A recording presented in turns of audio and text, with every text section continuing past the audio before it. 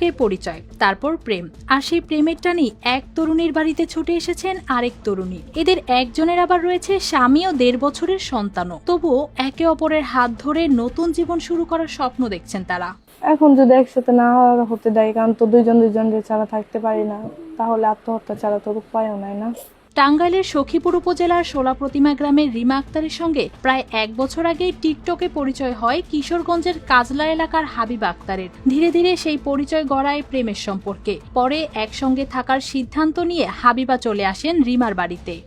পরিবার যখন চাপ দেয়, মানে মেয়েটাকে তার বাড়িতে পৌঁছে দিতে চায়, তার ফ্যামিলি থেকে লোকজন আসতে বলে, তারা কেউ আসে না মেয়েটাকে নেওয়ার জন্য। আর ওনার বাড়িতে যখন বাবা চাপ দেয় যে মেয়েটাকে পাঠিয়ে দিতে হবে, তখন যে যে রিমা ও আবার বিষ খায় যে ওকে ছাড়া বাঁচবে না। এর মধ্যে এখন ওরা বলতেছে বিবাহ দুজন সংসার করবে। তারা বলছেন একে অপরকে ছাড়া বেঁচে থাকা সম্ভব নয়। এমনকি ভবিষ্যতের সংসারে রিমা স্বামী আর হাবিবা স্ত্রী পরিচয় থাকবেন বলেও জানিয়েছেন তারা। টিকটক থেকে অনলাইনে কি দেখে আপনার মুগ্ধ হয়েছে? আমি তাকে ভালো লাগে, তাই আমি যা বলতে পারলাম না। ঘটনাটিকে আরো আলোচনায় এনেছে রিমার পারিবারিক অবস্থা। তার রয়েছে 1.5 বছরের একটি সন্তান ও স্বামী। তবে রিমা বলছেন তিনি স্বামীকে ডিভোর্স দিয়ে হাবিবার সঙ্গেই জীবন কাটাতে চান। হ্যাঁ, স্বামীর প্রতি বা কারোর প্রতি ফিলিংস নাই, বাচ্চার প্রতি অবশ্যই আছে। সংসার হচ্ছে 5 বছর হয়েছে।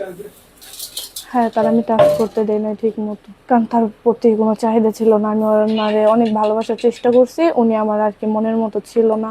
আমার ধরতে গেলে উনি আমার দিকে কোনো যোগ্যতাই ছিল না আমার অনুযায়ী। স্থানীয়দের অনেকেই বলছেন এমন ঘটনা তারা আগে কখনো দেখেননি। এদিকে বিষয়টি নিয়ে এলাকায় চলছে নানা মত ও আলোচনা। তবে সব বাধা উপেক্ষা করে একসঙ্গে থাকার সিদ্ধান্তে অনড় রয়েছেন রিমা ও হাবিবা। News desk, RTV।